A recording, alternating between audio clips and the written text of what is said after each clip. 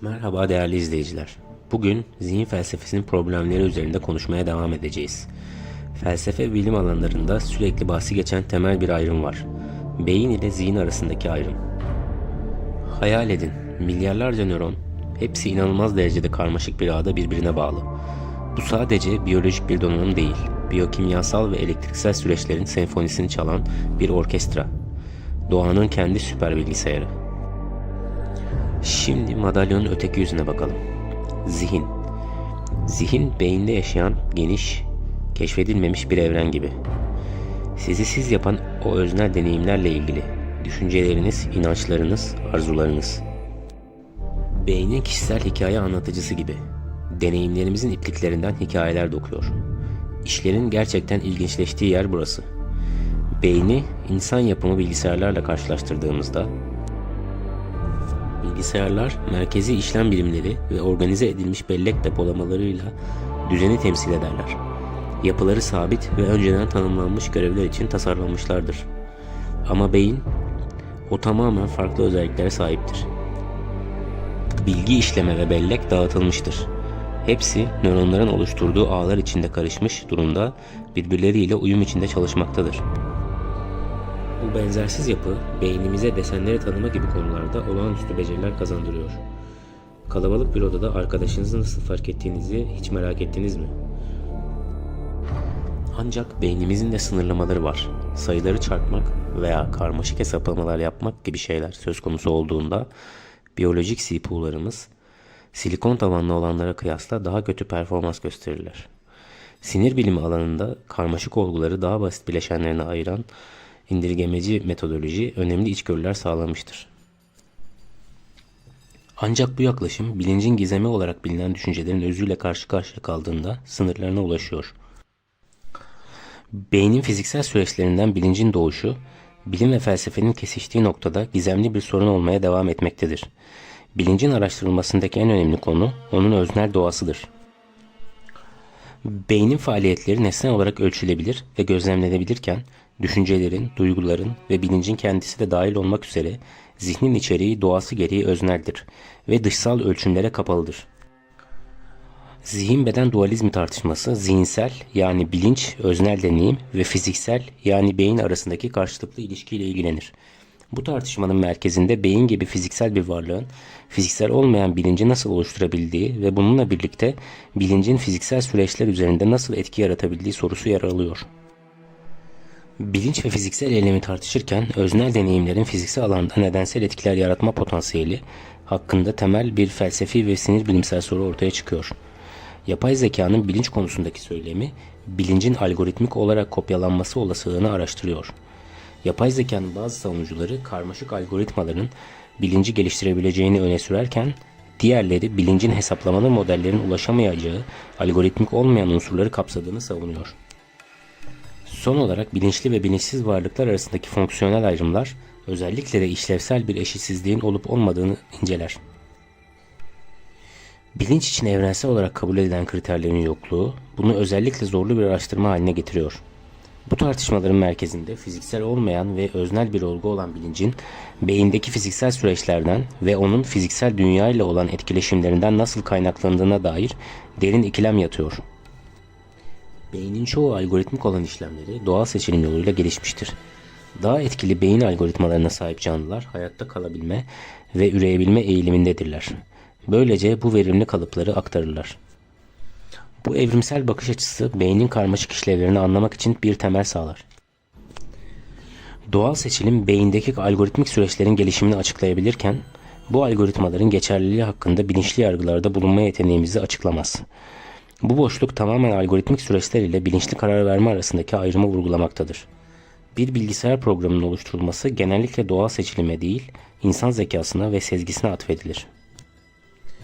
Bu benzetme bilincin doğası ve onun karmaşık algoritmaları geliştirme ve anlamadaki rolü hakkındaki soruları gündeme getiriyor. Birçok beyin süreci algoritmik olabilmesine rağmen matematiksel sezgi ve bilinç gibi bazı yönler algoritmik terimlerle tam olarak açıklanamaz. Bu belirli gerekçelerin ve gerçekleşmelerin bilinçli düşünce tarafından erişilebilir olduğunu ancak algoritmik hesaplama için erişilebilir olmadığını öne süren Gödel'in teoremi ile uyumludur. Bilincin beyinden ortaya çıkışını anlamadaki ilk engel, bilincin içsel öznelliğine atfedilir. Bilinç somut, gözlemlenebilir beyin süreçlerinin aksine doğrudan gözlemlenmesi ve ölçülmesi zor olan öznel bir deneyim olarak kalır. Öznellik ve nesnellik arasındaki bu keskin karşıtlık, sinirsel faaliyetler ile bilinçli deneyimler arasındaki şeffaf nedensel ilişkiyi tasvir etme yeteneğimizi engelliyor. Öznellik ve nesnellik arasındaki bu uçurum, mevcut bilimsel metodolojilerin doğasında var olan sınırlamalarından kaynaklanmaktadır. Bu metodolojiler fiziksel olanı ölçme ve analiz etmede üstündür. Ancak öznel deneyimlerin soyut alanıyla karşı karşıya kaldıklarında bocalarlar. Bilim mevcut haliyle ağırlıklı olarak ampirik ve indirgemecidir. Somut ve ölçülebilir olana sabitlenmiştir. Bilimin ampirik ve indirgemeci yönelimi, bilimsel yöntemin tarihsel evriminin bir mirasıdır. Ampirik kanıtları ve indirgemeciliği destekleyen bu yaklaşım, fiziksel dünya hakkındaki nesnel, güvenilir bilgi sağlamadaki etkinliğini kanıtlamıştır. Öznel deneyimlerin bilimsel paradigmaya entegrasyonu için yeni teorik çerçevelere ve metodolojilere ihtiyaç duyulmaktadır. Bu yeni yaklaşımlar karmaşıklık açısından göz korkutan ve disiplinler arası işbirliği gerektiren, çoğu zaman iletişim engelleriyle nörobilim, psikoloji, felsefe ve bilgisayar bilimi gibi alanlardaki farklı paradigmalar nedeniyle sekteye uğrayan bir görevdir. Her alan disiplinler arasında etkili bilgi entegrasyonu konusunda önemli zorluklar yaratacak şekilde kendi uzmanlaşmış dilini ve metodolojik yaklaşımlarını geliştirmiştir. Disiplinler arası etkin işbirliğinin eksikliği sorunu daha da ağırlaştırıyor ve bu uçurumu kapatabilecek yeni çerçevelerin geliştirilmesini engelliyor. İkilemin özü, fiziksel beyin süreçlerinin zihnin öznel deneyimleriyle nasıl etkileşim içinde olduğunun çözülmesinde yatmaktadır. Bu genellikle zihin-beyin ikiliği ve bilincin zor problemi olarak anılır. Temel engel, nesnel gözlemlenebilir beyin aktivitelerini öznel zihinsel durumlarla ilişkilendirmenin zorluğudur. Sinir bilim, beyin fonksiyonlarını haritalamada başarılı olsa da bu fonksiyonların düşünce ve hisler gibi öznel deneyimlere nasıl dönüştüğünü açıklayamamaktadır. Çoğunlukla indirgemeci olan sinir bilim, karmaşık sistemleri analiz için daha basit bileşenlerini ayırır. Bu yaklaşım beyin mekaniğini deşifre etmede etkili olsa da bilinç gibi kurucu parçalara indirgemeyi dışlayan, zuhur eden özelliklerin açıklanmasına genişletilemez. Bilinç potansiyel olarak ortaya çıkan özellikleri veya kuantum mekaniğinin henüz mevcut bilimsel anlayışa tam olarak entegre edilmemiş yönlerini içeren tipik fiziksel sistemlerden farklı bir fenomeni temsil edebilir. Kuantum mekaniği, sinir bilimi ve bilişsel bilim alanları bir değişim halindedir. Mevcut bilimsel metodolojiler ve teorik çerçeveler bilincin karmaşıklıklarını yakalayacak gelişmişlikten yoksun olabilir. Bu bağlamda algoritmik ve algoritmik olmayan düşünce süreçleri arasındaki ayrım çok önemlidir. Algoritmalar insan bilişinin birçok yönünü simüle edebilirken, insan bilincinin karakteristik özelliği olan sezgisel sıçramaları ve öznel içgörüleri kopyalamada yetersiz kalırlar. Gödel'in teoremi, potansiyel olarak bilincin bir yönü olan matematiksel sezginin algoritmik akıl yürütmeyi aştığı iddiasını desteklemektedir. Evrimsel bakış açısı beynin algoritmik süreçlerinin gelişimine dair içgörüler sağlarken, bilincin ortaya çıkışını veya algoritmik kısıtlamaların ötesinde yargılarda bulunma yeteneğinin ortaya çıkışını tam olarak açıklayamıyor. Filozof David Chalmers tarafından öne atılan zor problem, beyindeki fiziksel süreçlerin neden ve nasıl öznel deneyimlere yol açtığını açıklamanın zorluğunu ifade ediyor. Materyalist bakış açıları, zihinsel durumların beyin durumlarının bileşkesi olduğunu ileri sürerek birebir eşleşme olduğunu öne sürer. Ancak dualistler, zihinsel olguların yalnızca fiziksel süreçlerle tam olarak açıklanamayacağını savunurlar. Bu tartışma zihin felsefesinin merkezinde yer alır. Mevcut nörogörüntüleme teknikleri gelişmiş olmasına rağmen zihnin işleyişine ilişkin sınırlı bilgiler sunmaktadır. Belirli zihinsel görevler sırasında beynin hangi bölümlerinin aktif olduğunu gösterebilirler. Ancak bu aktivitelerin nasıl bilinçli deneyime dönüştüğünü açıklayamazlar. Yapay zekada insan bilişini kopyalama girişimleri, hesaplamalar modelleriyle insan düşüncesini ve bilincin karmaşık, çoğunlukla hesaplamaya dayalı olmayan yönleri arasındaki boşluğu doldurma zorluğuyla karşı karşıyadır. Bilinç için evrensel bir işaretleyicinin olmayışı, tanımlanmasını ve ölçülmesini zorlaştırır. Bilinçteki algoritmik ve algoritmik olmayan süreçler arasındaki ayrım, insan benzeri bilincin ve karar alma sürecinin kopyalanmasında hesaplamalı modellerin sınırları hakkındaki temel soruları gündeme getiriyor. Belirli beyin bölgelerinin algoritmik işlemeye karşı sezgisel düşünmeye nasıl dahil olduğuna dair derinlemesine bir analiz, Bu bilişsel modların fiziksel temeline dair içgörüleri sağlayabilir. Tartışmayı bilişsel bilimdeki çeşitli bilinç teorilerini kapsayacak şekilde genişletmek gereklidir. Ayrıca bu görüşlerin bilinç ile fiziksel beyin süreçleri arasındaki ilişkiyi nasıl yorumladığını anlamak amacıyla dualizm, materyalizm ve panpsikizm gibi farklı felsefi bakış açıları da araştırılmalıdır. Bununla birlikte geleneksel indirgemeci çerçevenin ötesine geçen, potansiyel olarak kuantum teorisinden unsurları içeren yeni bilinç modellerini geliştirmeyi ve test etmeyi amaçlayan araştırmalara yatırım yapılmalıdır. Beynin işleyişine ve onun bilinçle bağlantısına ilişkin derin bilgiler sağlayabilecek daha karmaşık nörogörüntüleme teknolojileri de geliştirilebilir. Sinirsel esneklik, sezgi ve algoritmaların ötesinde öğrenme özelliklerini birleştiren yapay zeka modellerinin geliştirilmesi, bilincin ve sezginin doğasına dair daha derin içgörüler sunabilir. Sentetik nörobiyoloji alanına girmek çığır açıcı bilgiler sağlayabilir. Bu, insan sinir süreçlerini taklit edebilen veya bunlarla etkileşime girebilen sentetik sinir yapıları veya ağları oluşturmayı, beyin bilgisayar arayüzleri ve insan bilişinin taklit edilmesine yeni bakış açısı sunan yöntemleri içerir.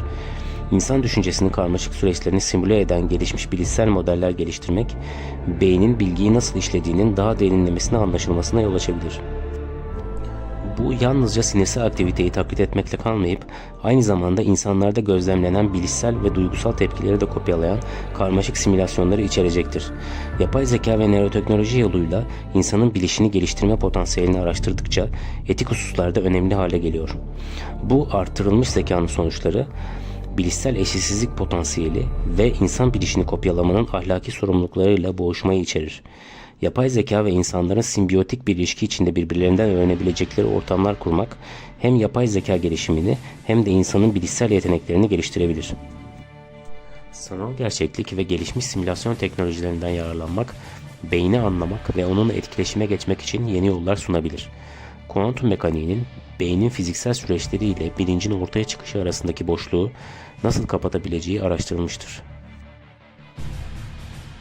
Geleneksel felsefi söylemde materyalizm ve dualizm sıklıkla karşıt görüşler olarak görülür.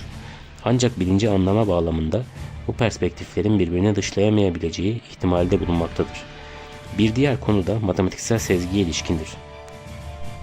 Karmaşık problem çözme yeteneklerinin bir temsilcisi olarak matematiksel sezgi, görünüşte algoritmik mantığı aşar. Sonlu, deterministik ve kurallara dayalı algoritmik süreçlerin aksine insanın problem çözmesi, yaratıcılık, soyutlama ve doğrusal olmayan unsurlarını sergiler. Bu ayrım ağırlıklı olarak algoritmik çerçevelere dayanan geleneksel zihin hesaplama modellerine meydan okumaktadır. Matematiksel sezgi ve bilinç gibi karmaşık bilişsel süreçleri anlama arayışı disiplinler arası bir yaklaşımı gerektirmektedir.